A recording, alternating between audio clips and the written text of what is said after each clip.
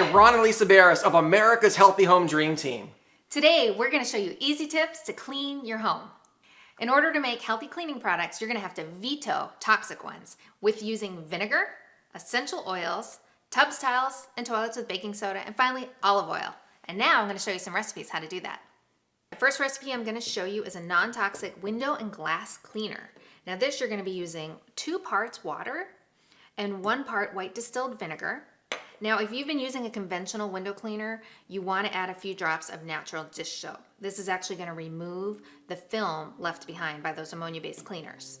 Now, you can use some essential oils to cut the smell of the vinegar, and really just a few drops is all you need, and just choose the oil of your choice. Whatever your preference is, you're just going to shake it and spray.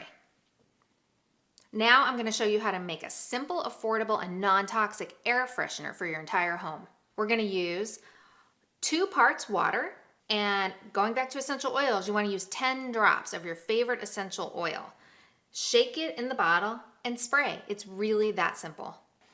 Now for tubs, tiles, and toilets, you're going to use baking soda, and you're going to just pour some in a bowl and add some natural dish soap and just keep stirring it until you get a nice creamy frosting paste. This is mildly abrasive and non-toxic. For a great natural wood cleaner, start with using half a cup of distilled white vinegar.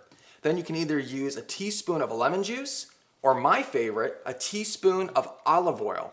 It makes an excellent furniture polish. You put it in a bowl, you concoct it together, and you just dab, rub, and clean. It's that easy.